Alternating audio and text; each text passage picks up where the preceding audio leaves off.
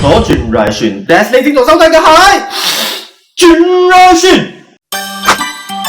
この番組はご覧のスポンサーの提供でお送りします。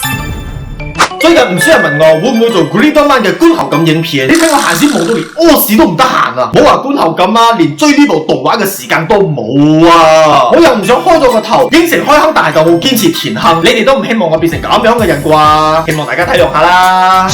話說 Ultraman Ruble 咧就開始要進入戲肉啦，於是我都準備咗今期嘅觀後感影片，都係嗰句啦，本影片唔多唔少都係會有劇透嘅成分噶啦。Just kidding aside 咧，喺我進入正題之前，如果你係第一次瀏覽我 channel， 咁我 channel 主要係分享日本特色、日本動漫同埋日本文化嘅 theme， 間中你都會分享一啲大眾話題同埋生活小品。咁如果你覺得我呢條片幾唔錯嘅話咧，歡迎 subscribe 我 channel 同 share 條片出去啦。事不宜遲，馬上開始。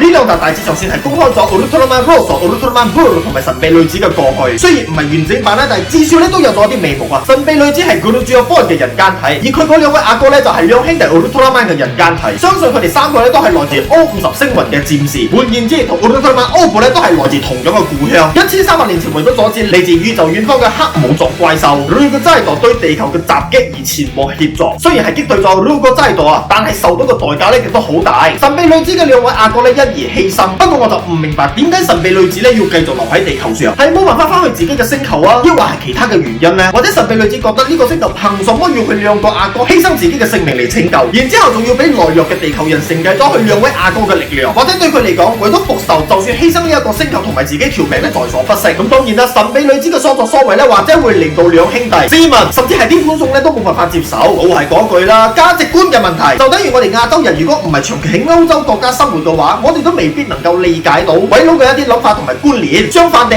鬼佬都係一樣。呢個就係有時候我哋會從我哋嘅親朋戚友口中咧講出到呢一個詞 culture shock。有時候就算係兄弟姊妹啊，都未必可以完全理解對方嘅諗法同埋價值觀啊。就好似劇中呢兩兄弟一樣，偶然會因為睇法同埋觀念唔一致咧而嘈交，就連我哋自己都未必能夠了解身邊嘅人啊，更何況係外星人。呢兩集咧就得出一個結論，就係嗰個黑武藏怪獸 Rugozido， 相信就係本作嘅最終大佬。雖然喺1300年前咧就俾神秘女子三兄妹打走咗啊，但係而家咧又再次翻嚟地球，到時候兩兄弟將會面對呢一個勁敵。同時神秘女子咧就冇辦法認同兩兄弟承繼咗 Ultraman 嘅力量而奪走咗佢哋嘅變身器，細估唔到 Ultraman 咧都係選擇翻去呢兩兄弟嘅身邊。So 問題嚟啦，呢個兄弟 Ultraman 點解要選擇呢兩兄弟呢？仲有 Rose 同埋 Blue 咧係點樣變成 Ruble Crystal 嘅 ？Ultraman Ruble 都係曾經俾神秘女子嘅阿哥合體過冇呢？啲 Ruble Crystal 又點樣嚟嘅呢？如果呢啲疑問可以 set 得到嘅話咧，咁固然係最好嘅啦。但係唔希望咧就求求其其咁樣帶過，難得呢一部作品嘅劇情咧都編到咁緊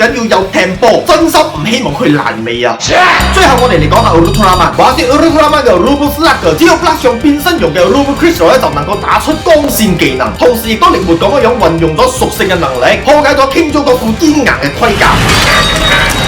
再嚟就係兩兄弟合而為一嘅 Ultraman， 除咗兩兄弟是否能夠凌駕上低 Ultraman 同埋 Ultraman Barrier 嘅 Ruble Crystal 之外，兩兄弟都必須做到身心合一。因為阿哥得知神秘女子嘅過去，而佢嘅善良咧就冇辦法全力作戰，導致幫神秘女子交手嘅期間冇辦法同細佬嘅理念同步，最終就冇辦法啟動 Pyramid Crystal 變成 Ultraman Ruble， 造成兩兄弟陷入苦戰。